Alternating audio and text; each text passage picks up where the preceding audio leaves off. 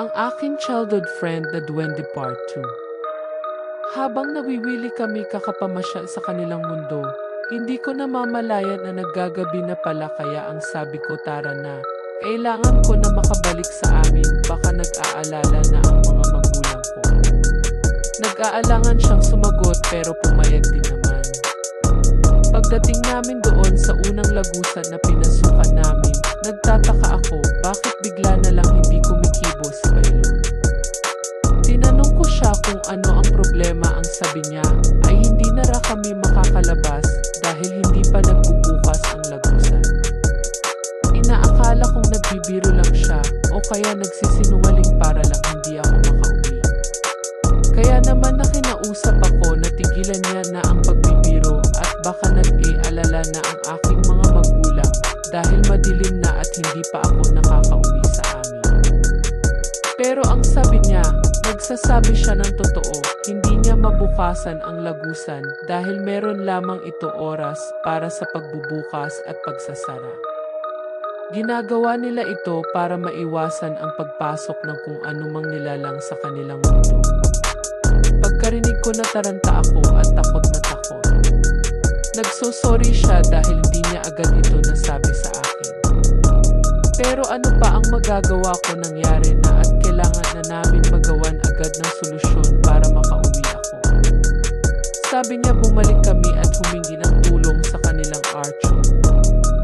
Dahil siya lang ang may kakayahan na magdesisyon sa pagbubukas ng mga lagusan papunta sa ibang mundo. Bumalik na nga kami at pumasok sa kanilang palasyo, kung saan naroon ang kanilang archon o hari.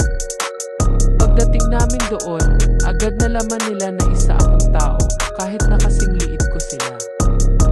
Nagalit ang kanilang hari kay Bailon at hindi sila makakapayag na makabalik pa ako sa aming mundo. Umiyak ako ng umiyak dahil sa takot na hindi ko na makikita ang aking pamilya. Nakiusap ako at nagmakaawa.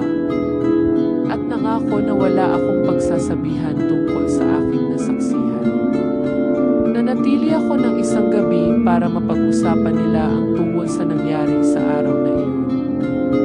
Noon ko lang napagtanto na ang kanilang mga wangis, hindi sila nakakatakot at pangit na gaya ng sa mga napapanood na palabas.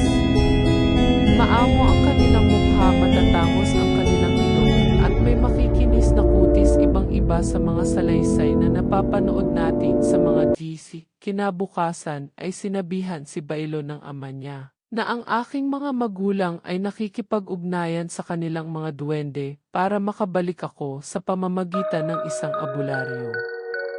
Bilang kapalit ng pag-uwi ko ay mag-aalay ang aking pamilya ng pula at puting manok at mga prutas, ilagay ito sa ilalim ng puno kung saan ako dumaan papasok ng kanilang mundo.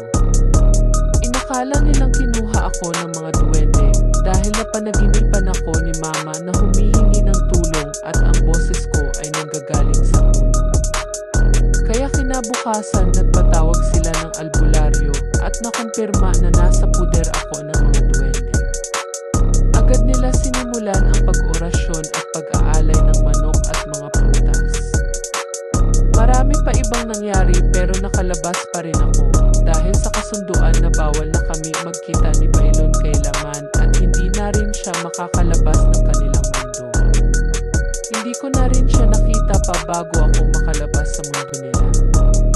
Meron lang sila pinainom sa akin, mamaya pa nakatulog ako, pagkagising ko ay nasa bahay na ako nakahiga. Yun pala nakita nila ako tatlo isa may ilalim ng puno na nakahiga. At doon ko na nga kinwento lahat at ang sabi nila ay isang buwan na pala akong nawawala. Pero sa mundo ng mga duwende magdamag lang ako nandoon. Hindi ko akalain na ganun pala kalayo ang agwat ng pag-usad ng oras ng mundo natin sa kanila. Si Bailon ang nagpapatunay na hindi masasama. Ang duwende.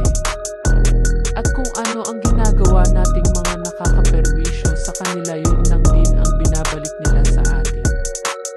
Dito na nagwawakas ang ating kwento. Gusto niyo ba ng mga ganitong uri ng kwento? Comment down below.